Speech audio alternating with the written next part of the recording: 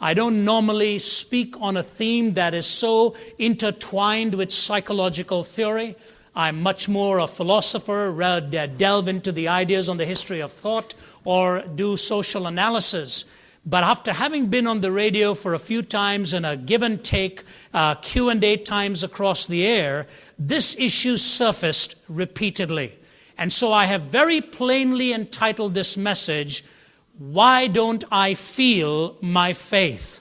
Or what if I can't feel my faith? When every commitment intellectually has been made, you expect that somehow there will be an engendering of the emotion that will conform to what it is you claim to believe in the mind or in the intellect. But many, many times, if we are brutally honest with ourselves, that feeling has either lapsed momentarily or somehow is not there with the same sturdiness that you would like to enjoy. And so that is the message that I want to bring to you. First, let me introduce it for you, and after introducing it, turn to 2 or 3 glimpses that we will need to take, bridging towards the end on the look that will provide for us the only legitimate answer, and tie it together at the end with a conclusion. How then do I apply all of this thought, particularly at a time where psychologists are delving deeper and deeper into this? 2 years ago, a prominent scholar, David Goleman, who has taught at Harvard and was formerly the senior editor of Psychology Today, he wrote a fascinating book called Emotional Intelligence. I haven't completely read it, but I have looked at it in a cursory glance and read 1 or 2 chapters that I think convey to us the heart of his thinking. He begins that book with a very powerful illustration as he talks about a couple by the name of Gary and Mary Jean Chauncey in 1993, comfortably and quietly traveling along in that Amtrak train that was then going to come upon the bridge that had been damaged, having been hit some time before, and all of a sudden that bridge caved in, and this train went plummeting into the waters that were going to gobble up many into an early grave. And this couple, Gary and Mary Jean Chauncey, were struggling to keep themselves above water.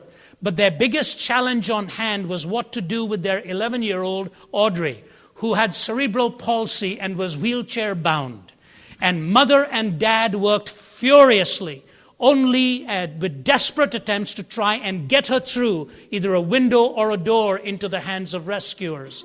And gloriously they succeeded. And Audrey was rescued by the hands of those who were in the waters, but she lost her mom and dad in the process in their last effort to give her the gift of life.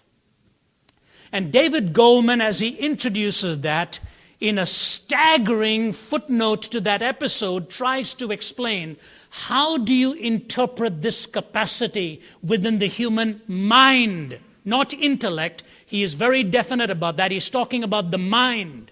And he says, of course, we need to understand what Darwin's theory has done for us here. The protection of the progeny at the hands of the stronger so that they will guard their own offspring.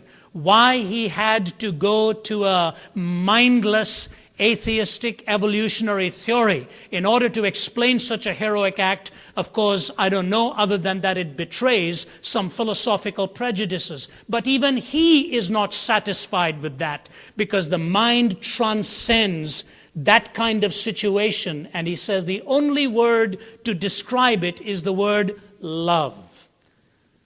What is this simple epithet that comes into our lives so many times, either as a longing and as a need, or as receptors in an experience? And here mother and dad, dying themselves, giving their little 11-year-old girl that gift of love and that gift of life. Isn't it fascinating how in these moments we reach for some moral point of reference to explain what it is we have just witnessed?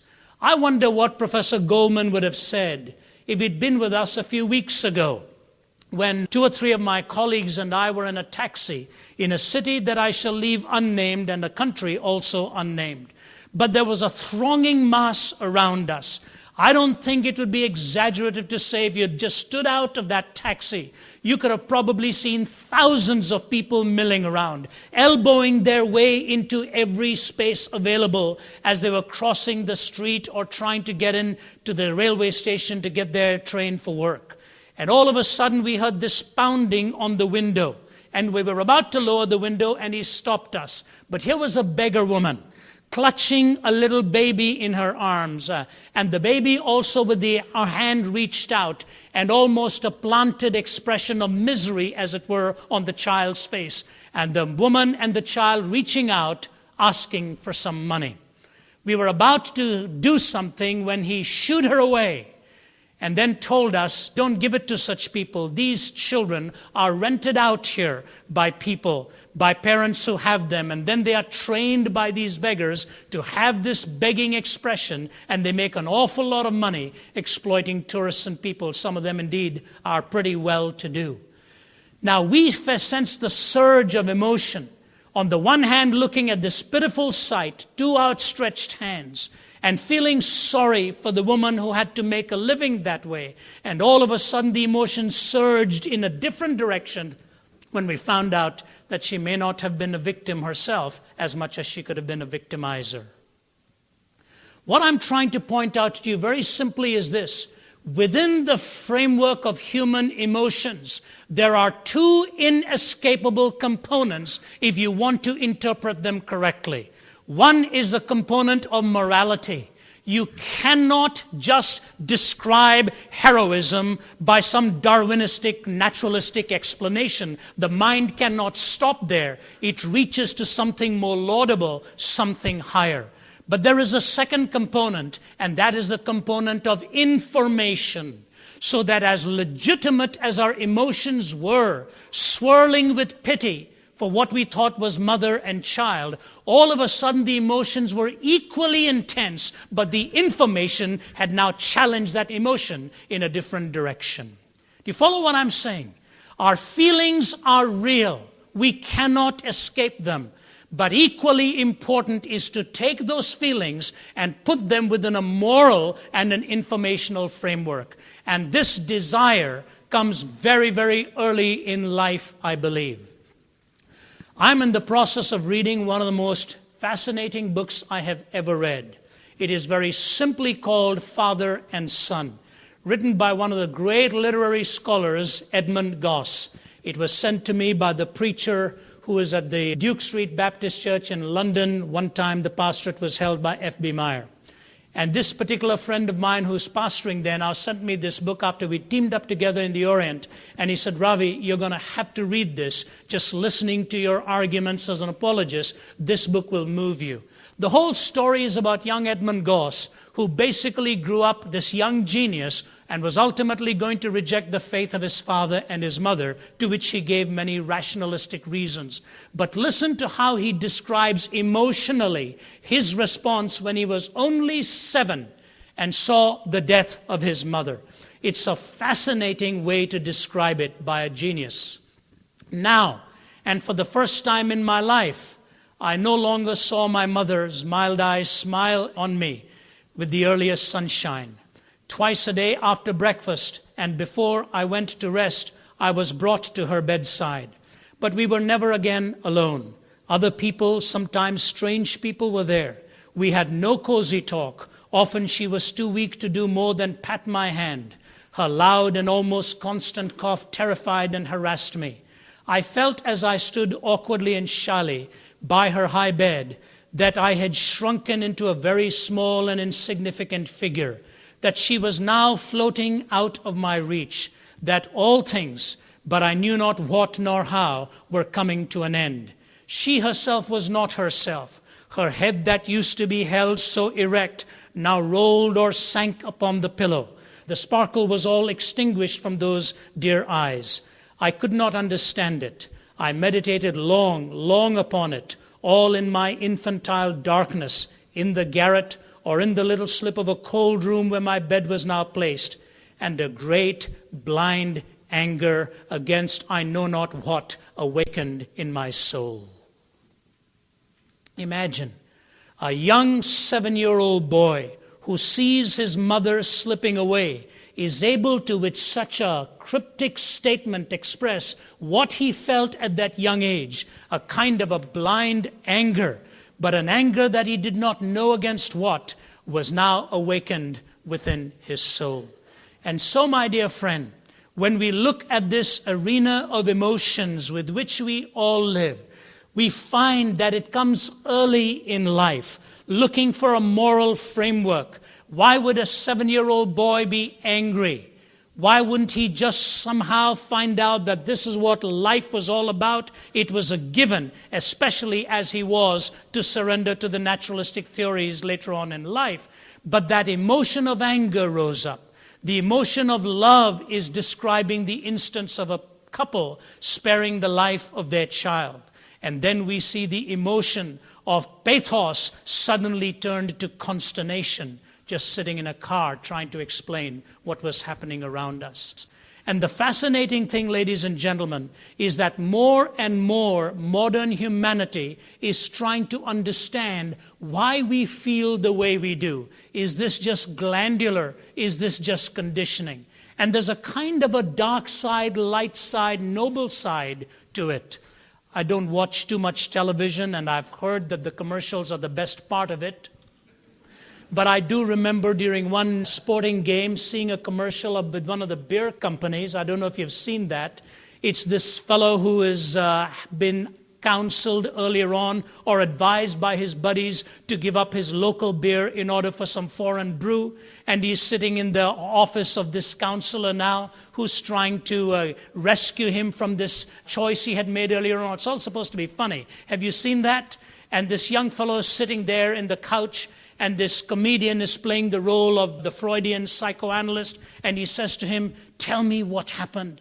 And he said, well, they told me that I was going to find a better beer when I would just go for this import brand. And he says, "And how did you feel about it?" He says, "Well, I really felt very betrayed. I felt really betrayed." And he goes on to talk about the better taste that he wished he had in the local beer and wished he could make the change. And he was ready to make the change now. And how do you feel about it? The whole idea is focus on the feeling. They know how to make a jest at it. But now, because of the incursion of computers, it is no longer how do you feel about it in a joke. Now they're trying to wonder what is the difference between a computer, a thinking machine, and a human being. And they are not able to arrive at an answer without using the word feeling. Feeling is now no more humorous. It is bringing with it a whole context of soul and other concepts. Look at the Time magazine article recently, written by Professor Dale Gellertner, professor of computer science at Yale. Listen to the fascinating exposition he gives of how Deep Blue, the computer that was going to be matched up against Garry Kasparov, when he wrote it, the match hadn't taken place. As we all know, Kasparov was beaten. But listen to what he says. The idea that Deep Blue has a mind is absurd. How can an object that wants nothing, fears nothing, enjoys nothing, needs nothing, and cares about nothing have a mind? It can win at chess, but not because it wants to. It isn't happy when it wins or sad when it loses.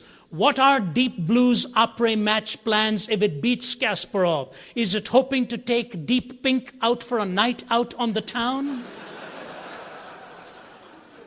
It doesn't care about chess or anything else. It plays the game for the same reason a calculator adds or a toaster toasts, because it is a machine designed for that purpose. No matter what feats they perform, inside there will always be a big zero.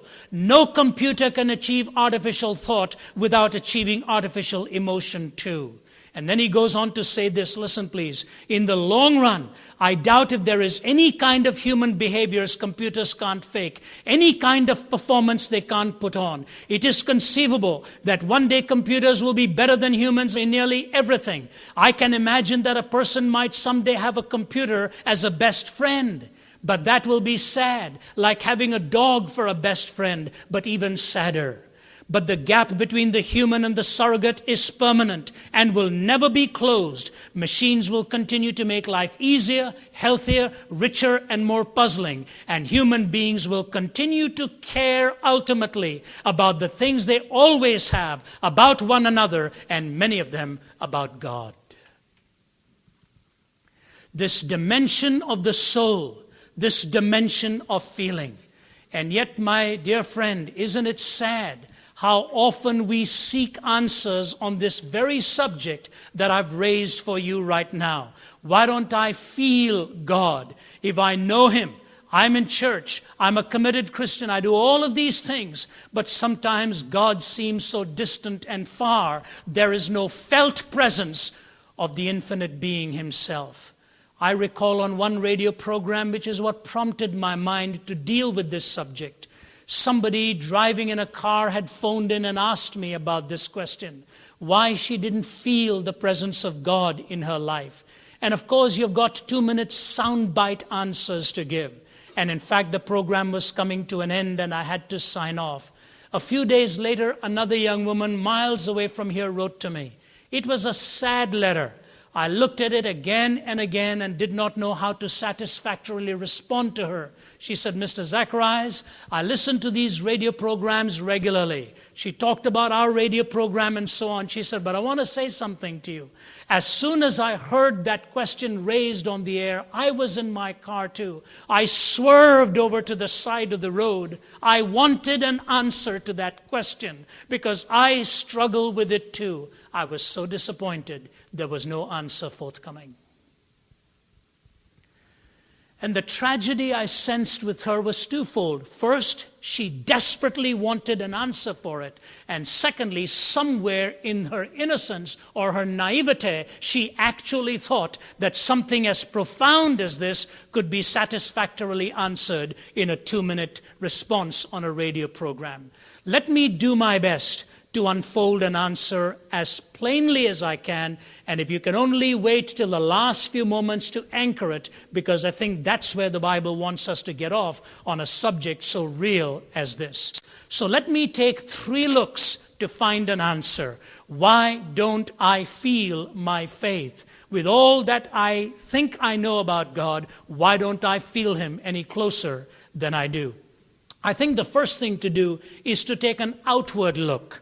To take a look at humanity as we encounter one another, what it is that we learn from each other, and we find out very quickly how important feelings are and that we all have them.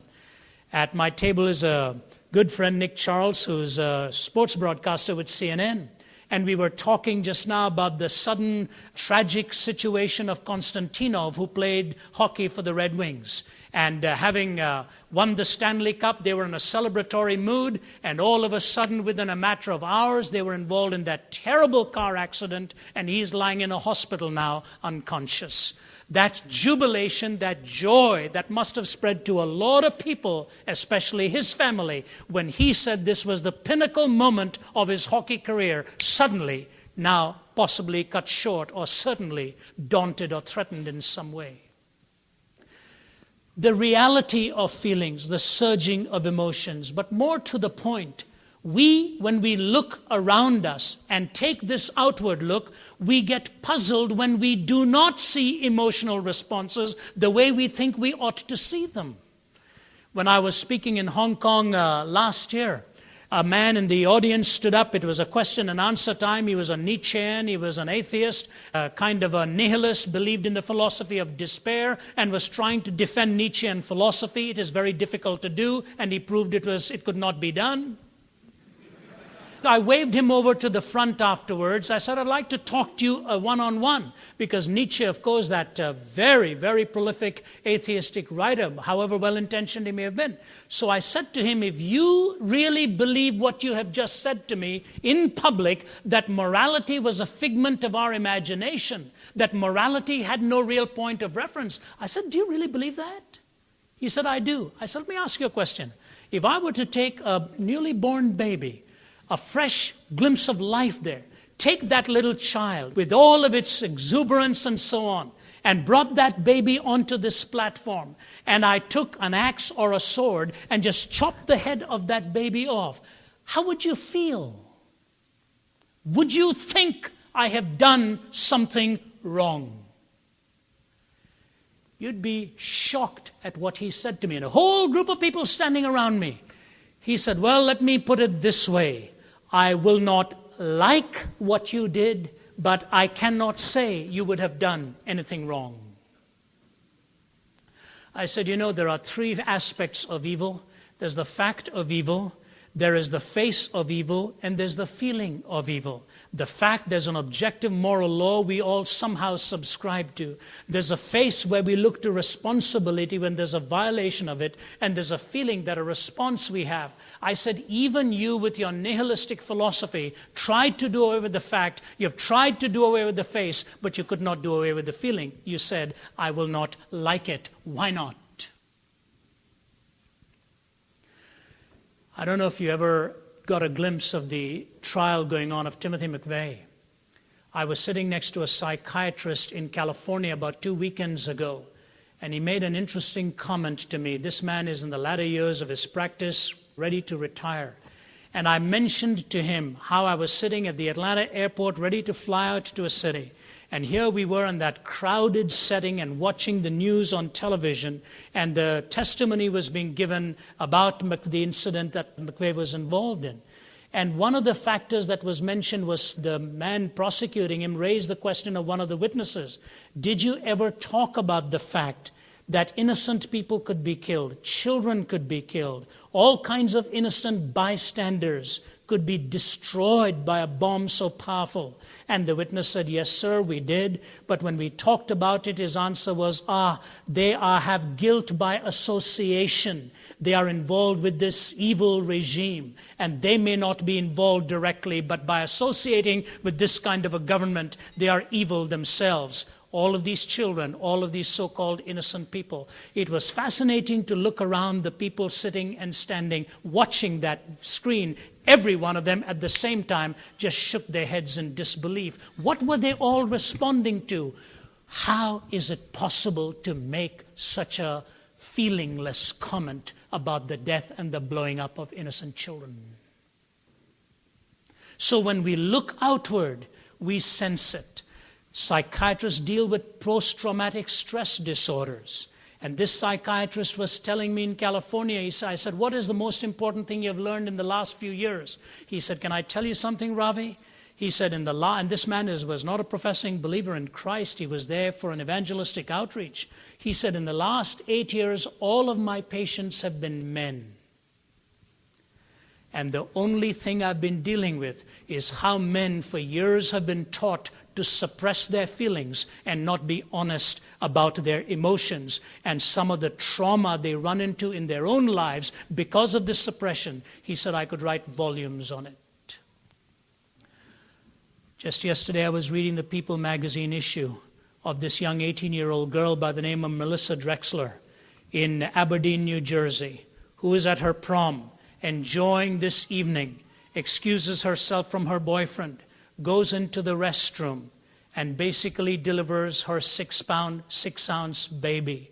Except she takes that very baby, puts it into the garbage bag, puts it into the waste bin there, and walks out after tidying herself as if absolutely nothing had happened, and goes over to the disc jockey and asks him to play one of her favorite tunes. Till literally the trail of blood is followed by somebody and looked into the restroom, and this baby is found. People who were there at her arraignment said the most stunning thing was when she was confronted with it, completely expressionless on her face. Completely expressionless. It was as though it was a foreign object she'd swallowed that she had now spit out, and that was all there was to it. So you see the McVeigh sitting placidly. You see a young 18-year-old girl like this, and People magazine basically is now not even able to ask the question they used to. Now they're saying, how have they gone so very, very wrong?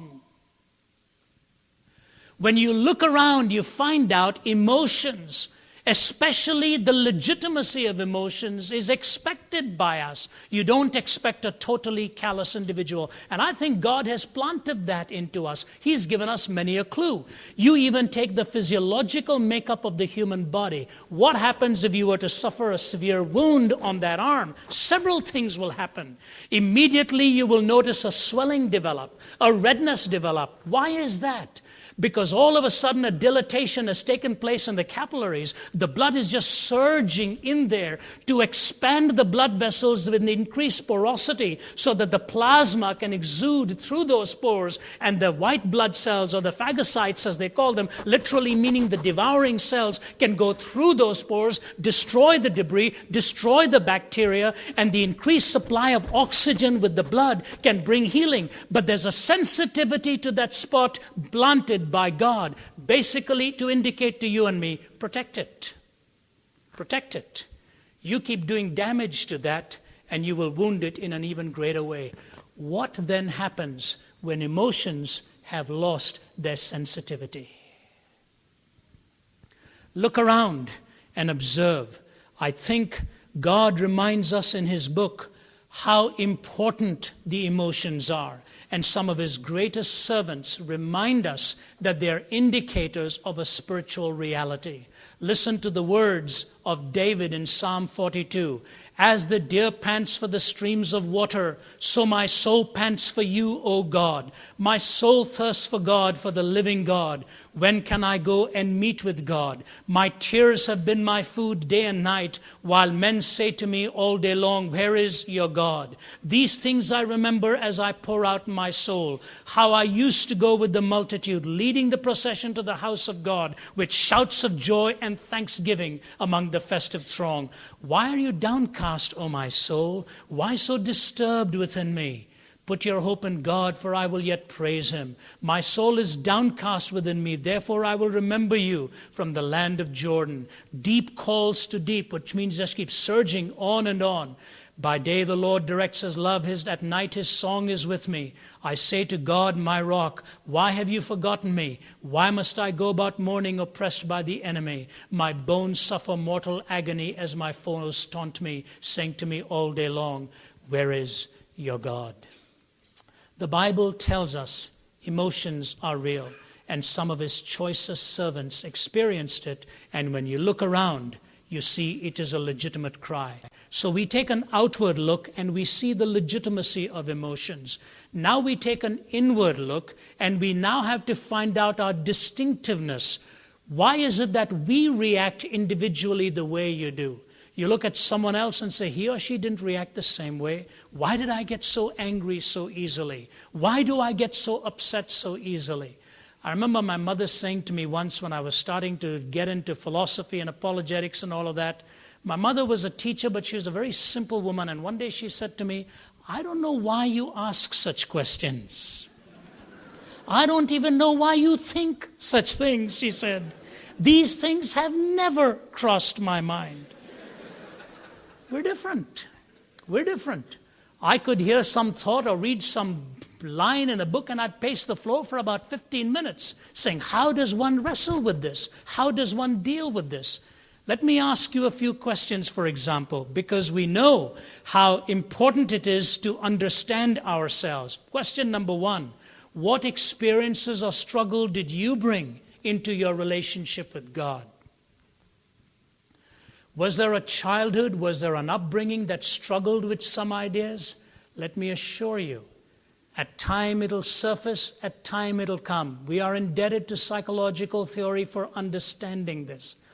Even though I have entered my 5th decade of life, probably at this stage more than any other, sad experiences or humiliating experiences with somebody who you loved dearly have become suddenly louder within my emotional being.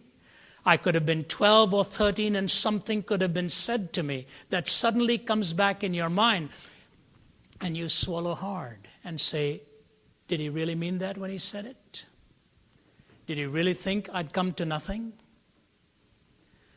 An Olympic athlete whom I shall leave unnamed came to visit me here in Atlanta a couple of years ago. I won't name him but I'll try my best and to guard his identity, even though if he were here, he would share it with you. He sat across a table at a hotel where we were having lunch, this muscle-bound individual. He was going to win a medal, he was sure. He said, from the time I was 12, I was determined I was going to make the Olympics one day. He said, I never ran up one step at a time from the time I was 12. I climbed 2 or 3. I was always in a conditioning mode. He said, then I watched the event I wanted to do, and as I got into my teens, I bought myself a video camera, and I filmed the world champion in that event, and then I had somebody film me. We were just a few seconds apart, and I went up into my room and cut it into individual slides along the whole event and wanted to see where I was losing those seconds to him. How could I make up? Was it at the 50-meter mark? Was it at the 60-meter mark? I was going to meet this man and beat him. And I worked away slide by slide by slide till I was ready for the championship. And the Olympic Games were upon us, and the world was watching, and I was tipped to win the Olympic gold medal then. But even as I was standing right at the top, about for the gun to sound, he said, Ravi, you'd never believe, and nobody will understand this.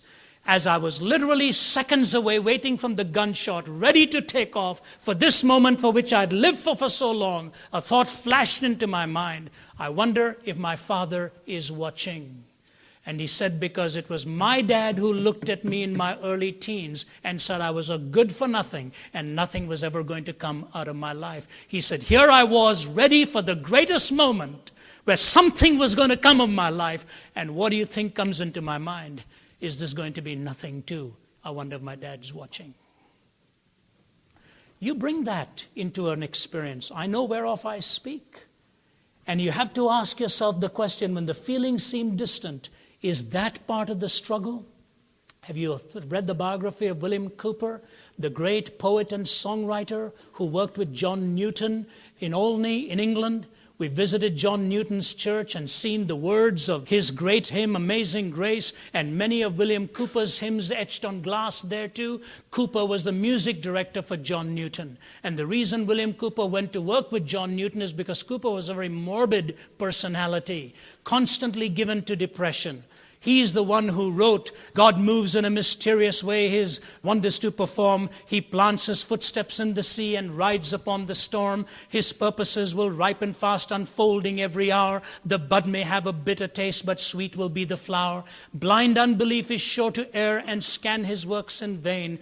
God is his own interpreter, and he will make it plain. William Cowper is also the one who wrote, there is a fountain filled with blood drawn from Emmanuel's veins, and sinners plunge beneath the flood, lose all their guilty stains. The dying thief rejoiced to see that fountain in his day, and so may I, though vile as he, wash all my sins away.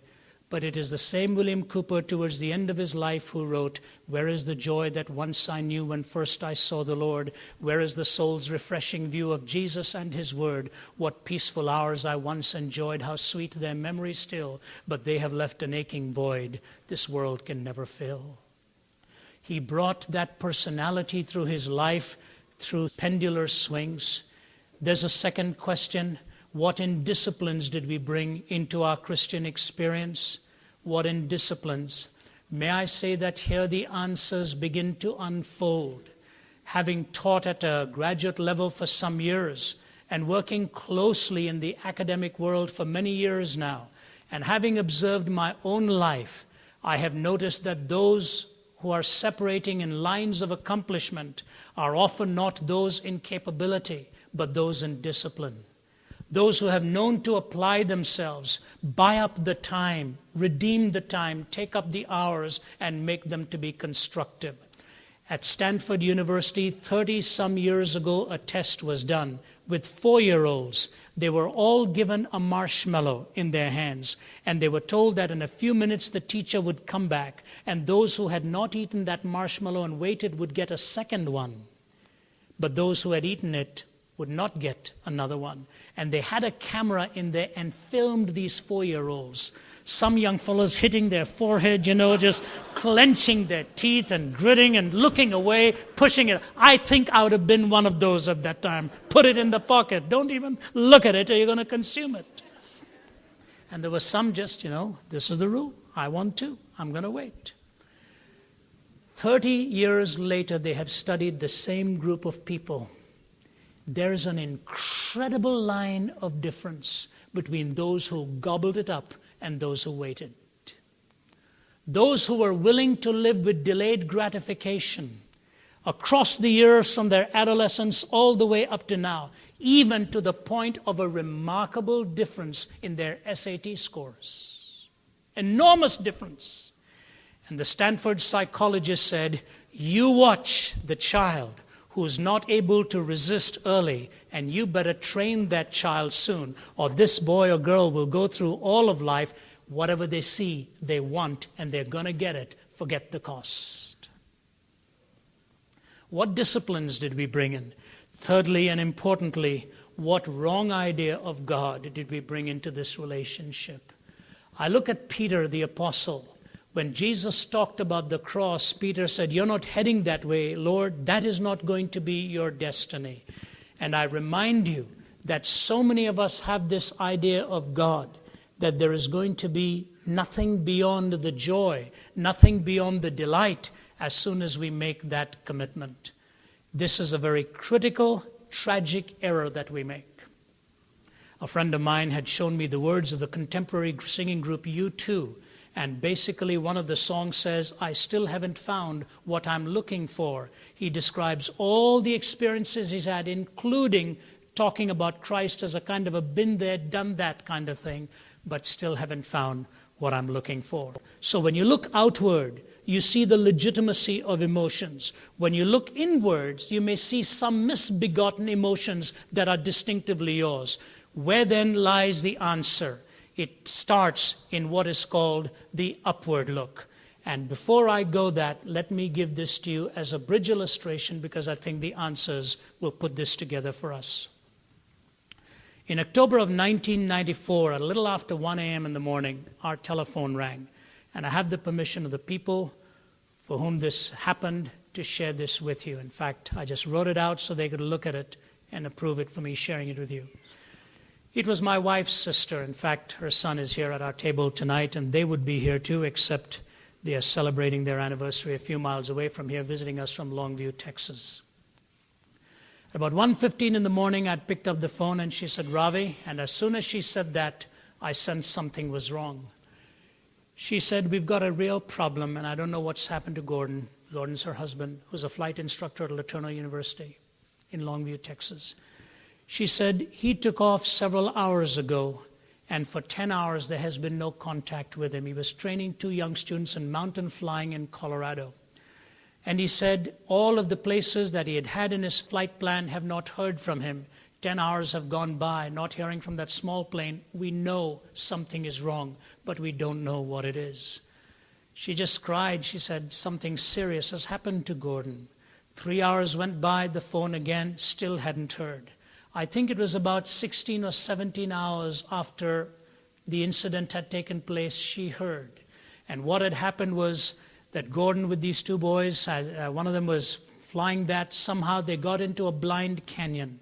And Gordon was trying to turn it around now to get it out of the blind canyon. They were pulled by a downward draft and came crashing into that canyon there. That plane just splintered and broke, and all of these so terribly, terribly broken. Gordon had broken his legs in 2 or 3 places. He'd broken both his feet. He'd broken both his hands. His forehead had been smashed within a 1/14 of an inch from the brain. And there he was going in and out of consciousness while the rescue team had found him. It was fascinating to talk to Gordon after he'd been rescued and find out what was going on in those 15 hours that he was alone. And the 3 of them couldn't communicate with each other, one of them with his leg just about bent over the back of his shoulder. And he said to me something very interesting. All along, Barbara was struggling with no information and her emotions sensing the worst. On the other end of it, Gordon, not able to feel because of the broken body, but one desperate longing in his heart. I wish somebody could get to Barbara, tell her that I love her and that I'll be all right. In that little scenario, as heartbreaking as it was for them, and over all these years his body has only been put back together in some way. It's a miracle that the 3 men lived. But in that simple scenario, I think of the words of Will Durant, nothing educates us like a shock. May I remind you what went on here? To one, the surge of emotion without information. To another, all the information needed, but the incapacity to feel. Something was broken. And what was needed in that moment was someone who could take what he knew and put it into her mind so that she knew he would be all right. And someone who could take that body and put it back together so he could feel again with reality and legitimacy. That's what the upward look is going to do for us. Because as I think of it, pause with me for a moment. Of all the descriptions of God that could have been given right from the beginning, it doesn't say in the beginning was love, even though it would have been true. It doesn't even say in the beginning was grace, even though that would be true. It says in the beginning was the Word, a concept, language, knowledge, wisdom, rationality.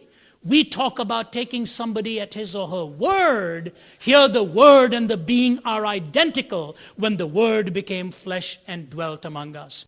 Let us look now to the concept of language as we take that upward look. The first concept is this, that God has spoken to us to remind us that feelings are a vital part of our being, but always to condition them and bring to them information. Listen to how the Apostle Peter puts it in 2 Peter 1. We did not follow cleverly invented stories when we told you about the power and the coming of our Lord Jesus Christ, but we were eyewitnesses of his majesty. He's talking about the Transfiguration. For he received honor and glory from God the Father when the voice came to him from majestic glory saying, "This is my Son whom I love, with whom I am well pleased." But now we have the word of the prophets made more certain. I ask you this, if you and I had the choice, wouldn't you want it to be up on the Mount of Transfiguration? That whiteness, that brilliant transformation of our Lord, so that the human eye could not contain it. Moses and Elijah descending from the heavens, and our Lord himself so glorified, so radiant, so that the Peter falls on his face and says, "Why don't we stay here?" There was possibly no more ecstatic moment in sacred writ outside of the resurrection itself. But listen to what Peter says. We have the more sure word of prophecy. He goes to the word as something stronger and more certain. Here's my question to you, and this may hurt. My wife and I for years have had a habit of just going out every Saturday morning and enjoying a breakfast together. And I said to her today, a lot has happened in my own life in the last few months that I am so grateful to God for. It has been the recovery of the early morning hours with God. I know not everybody likes the early morning hours, and I don't like them either. But let me tell you something. The surge of emotion is going to storm you every day. Some disappointment, some hurt, some heartbreak, some conflict, some argument probably, some struggle.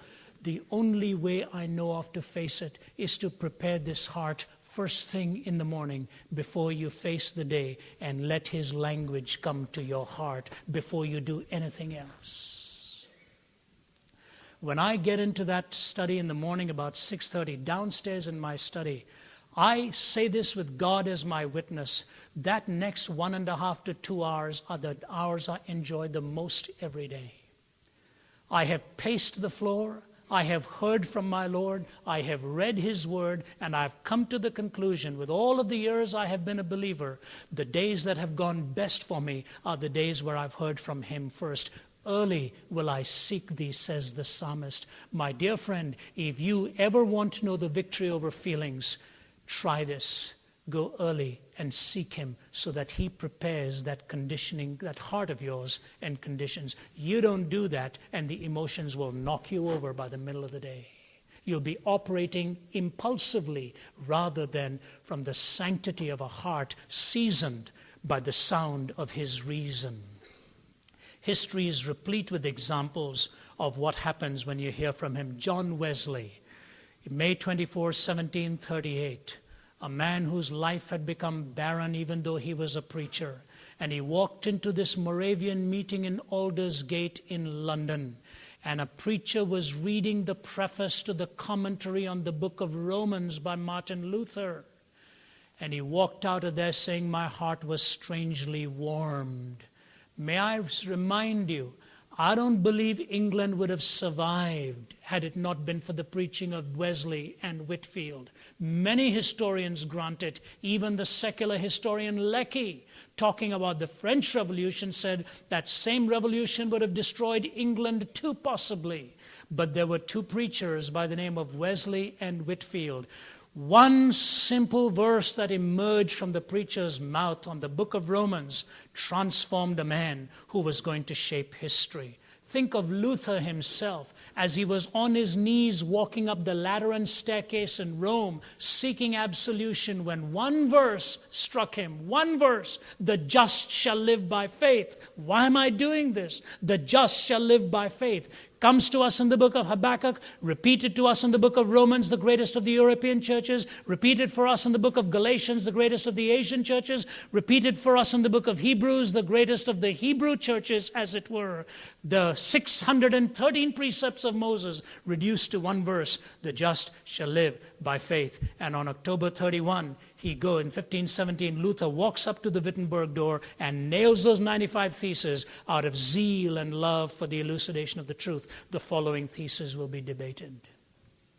In February of 1881, there was a funeral in Russia. Russia had never seen a funeral like that before.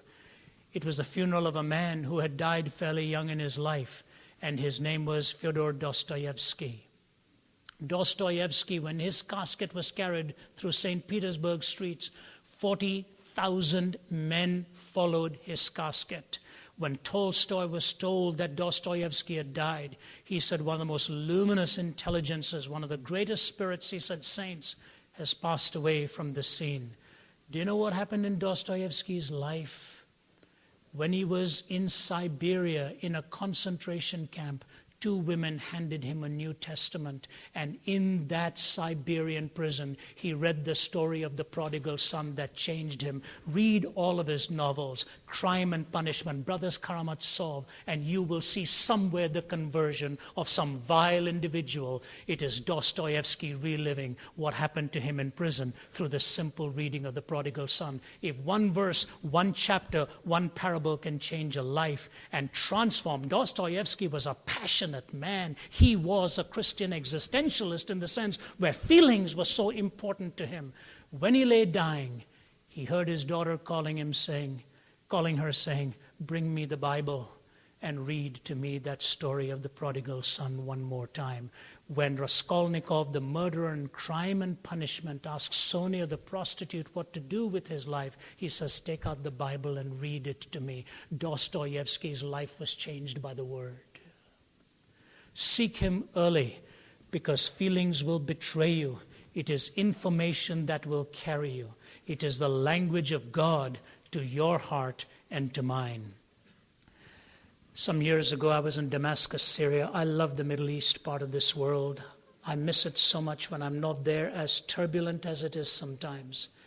One day I'd finished speaking at a church in Damascus, and a man came to me and whispered to me, will you drive in the car with me, please? I'll take you to where you're going next. He said, I want to tell you the story of my life. And I sat there and listened. He said, Mr. Zacharias, during the war with Israel, I was a Syrian soldier on the Golan Heights. I knew it was over that night. I knew we were going to be finished.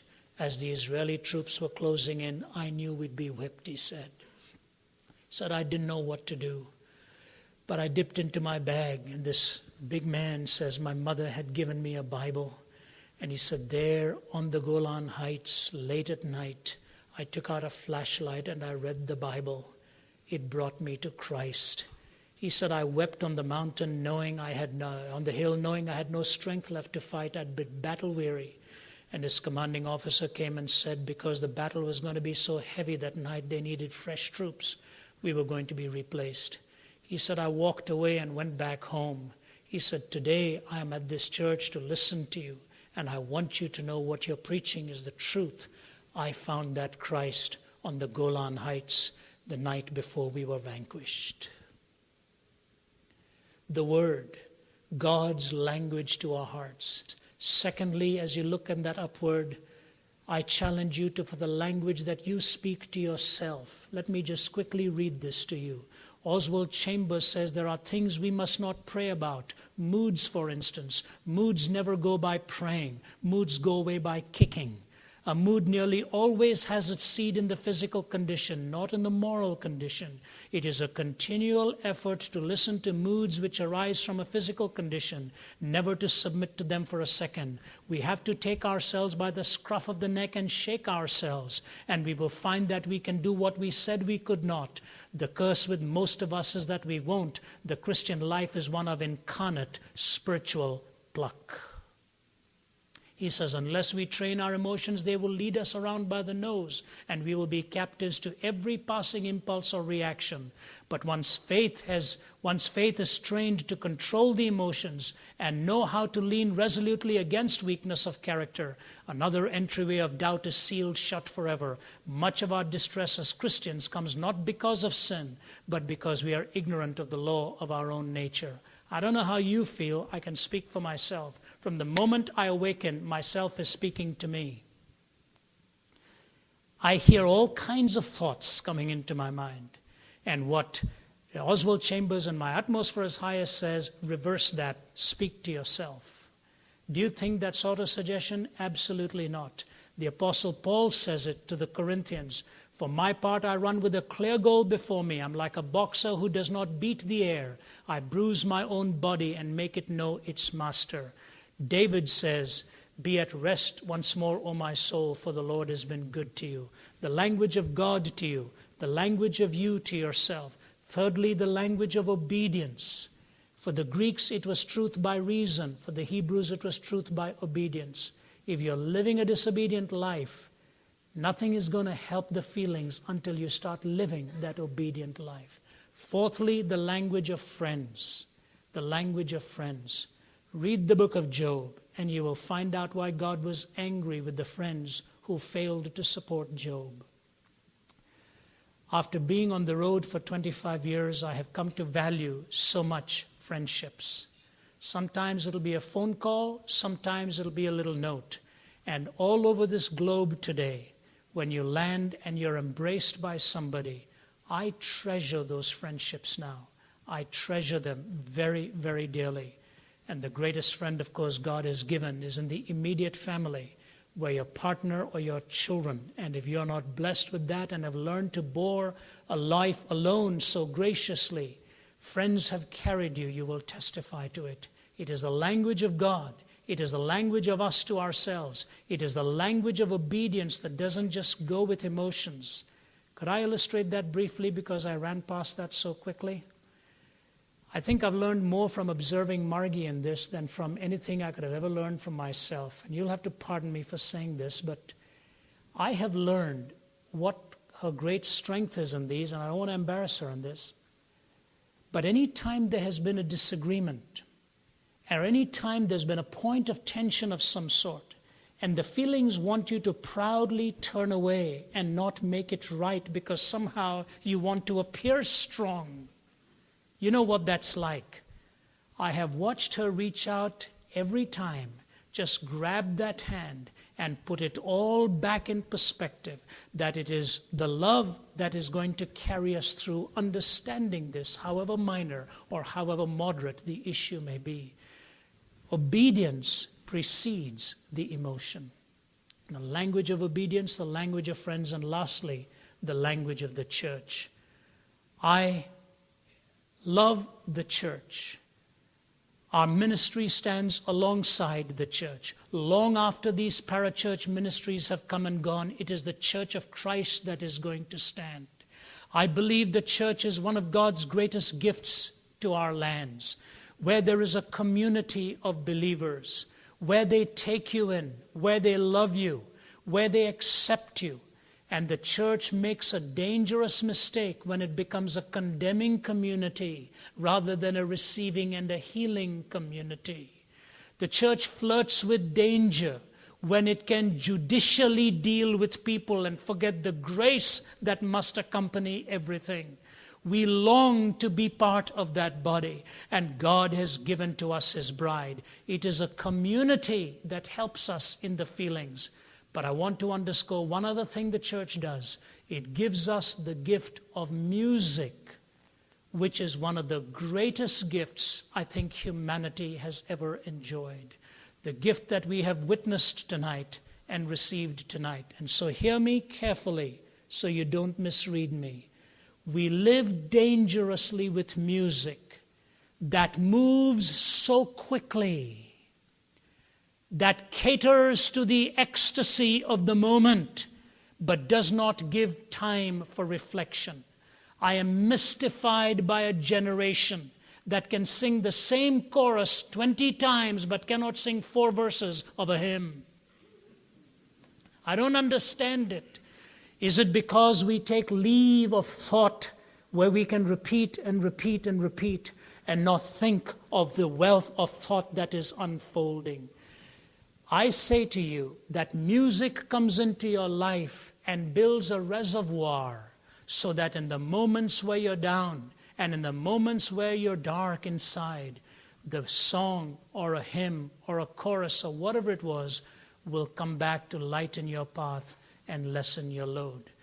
There's a Reader's Digest article that says when we're alone, we dance. I don't know if that's true, but I do know when we're alone, we sing. And that's about all I'm ever going to do, not cursing anybody with my voice of music. But I'll tell you what, the great hymns, the great songs that you can sing in a car or sing alone at home or listen to by way of a record or a tape. Ladies and gentlemen, when the church gives us that gift, it gives us the sentiments that can lift us in darker moments. I saw this demonstrated, and I'll close with a couple of applications and I'll be through. Last year, my father-in-law suffered a heart attack. Very surprisingly, he was with us in Atlanta here at that time and had to go back to Toronto. But because of a medical plan there where it is a socialized medicine, even though he was in a very serious condition, he was going to have to wait 7 or 8 months before he could have his open heart bypass surgery. He was not sure he was going to make it. He was living with a lot of fear. And so we were in church this Sunday morning while he was at home, resting, battling this through, really emotionally struggling. And doctors will tell you when a person feels that he is that critical and that serious, chances are he may not make it the length of time that he's been asked to wait. And I was sitting in the balcony with Margie and our children, and downstairs was my mother-in-law sitting next to her friends. I watched her through the whole service. She had a very sad countenance the whole time. The preacher was done, the testimonies were done, everything was done. And then the closing hymn began, and then the tears could no longer be repressed. This was the hymn that was being sung, and the tears just flowed. It put it all together for her. Be still, my soul. The Lord is on thy side. Bear patiently the cross of grief or pain. Leave to thy God to order or provide. In every change he faithful will remain. Be still, my soul, thy best, thy heavenly friend, through thorny ways leads to a joyful end. Be still, my soul, the hour is hastening on, when we shall be forever with the Lord, when disappointments, grief, and fear are gone, sorrow forgot, love's purest joys restored. Be still, my soul, when change and tears are past, all safe and blessed we shall meet at last.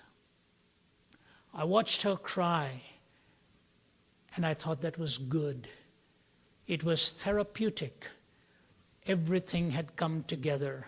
The Word of God to her, the language of her to herself as she had been in church there, reminding herself of the truths, the language of friends seated around her, the language of obedience, a life that has served him over all these years, and now the language of the church as the song was ministering to her heart and lifted above the dark night of loneliness and possible heartache around the corner. All that is said now with the outward look, the inward look, and the upward look of language. Where and how do we solve it? Please give me 5 minutes and I'll be through. It is this. I believe with all my heart there is no other way that I know of. I don't know of any religious system. I do not know of any philosophy. I do not know of any other answer other than this. When Jesus Christ himself walked this earth, what was the most dreaded moment for him? That moment was the cross. At one point with anguish he says, is there any other way? Nevertheless, not my will but thine be done. I don't think it was the physical pain. I think it was that terrible prospect of his Father himself turning his face away from him. And that's why he cried and said, my God, why have you forsaken me?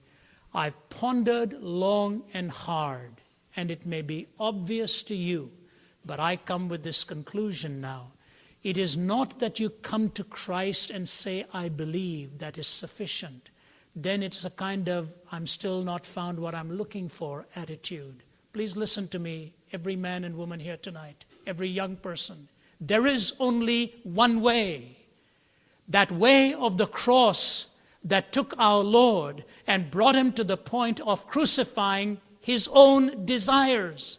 Something tells me, and I want you to watch this now because this will anchor it. Something tells me the world knows the answer in the cross because it emerges every now and then in some form, but we do not know what its cost will be for us, and so we turn away. I think the world understands what the cross is about because there's a cosmic sense to it and there's a personal sense to it, but they back away. Can I tell you why I believe that? For two reasons. Number one, when you look at the cross, you see the concrete expression of pain. That sin is not just an idea, it's an actuality. Something physical, concrete is happening. Elie Wiesel, the Nobel Prize winner, when he was in the concentration camp under the Nazis, had this experience. He said, I saw 3 men, 2 men and a boy, brought up to the scaffold. They were about to be executed. The 2 men died instantly. The young boy struggling in the throes of death, struggling, not quite giving up, knowing he was going to die, but battling away. And these other Jewish prisoners were brought out to watch this terrible spectacle. And Wiesel said as he ground his hands one into the other, unable to see this, watching this boy struggle, he heard a man behind him saying, where is God? Where is he? Where is God? Where is he? And he said, in my own heart there leaped up the question, where are you, God, in all of this? He said, and a voice emerged from within me saying, right in the gallows. That's where I am. I'm right there. I'm in that noose. Where did he get this idea from? May I suggest to you, it is the cross with Christ himself who bears the cosmic pain. But let's bring it down to where you and I sit. This has anchored it for me. With all of the darkness morally that we see, Ladies' Home Journal in its latest issue picked out a beautiful little 2-liner. It said this, morality is going, it's dying.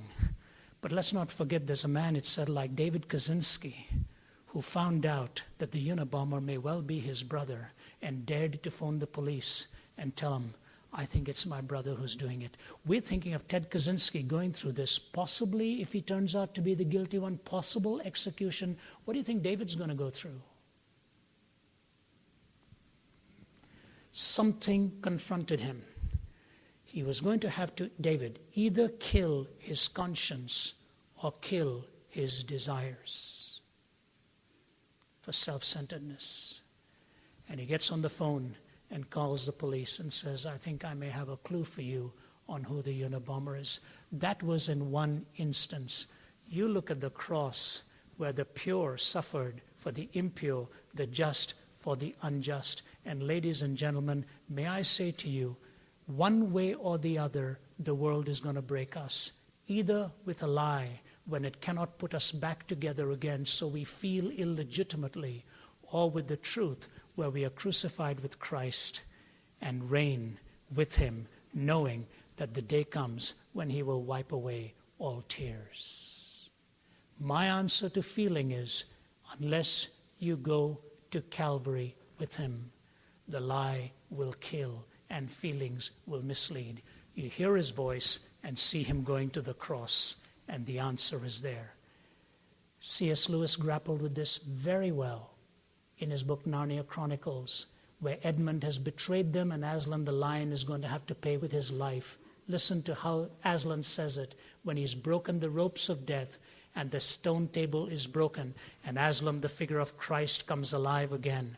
And listen to what the children say to him. How did this happen? How did this happen? Here's Aslan's answer.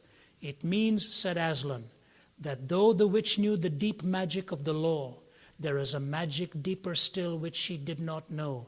Her knowledge only goes back to the dawn of time, but if she could have looked a little further back into the stillness and the darkness before time dawned, she would have read there a different incantation. She would have known that when a willing victim who had committed no treachery was killed in a traitor's stead, the table would crack and death itself would start working backwards. You can either define life by feeling and life itself, or you can start defining life by first facing up to death. Not the death physically, but the death of your own self-centeredness. So you see, when Gary and Mary Jean Chauncey gave little 11-year-old Audrey her life, it was the willingness for them to lay down their own that gave her her physical life. That's the principle in spirituality too. Unless you're willing to be crucified with him, you will never understand what it is to live above emotions, however legitimate they may be. But the day'll come where it's joy forevermore and the tear is wiped away. Till then, feelings must conform to reality, always seen through the eyes of our Lord, as he was on the cross, who for the joy set before him endured the cross, despised the shame, and is now seated at the right hand of God the Father. Why don't you feel your faith? Ask yourself if you have been to Calvary and crucified yourself.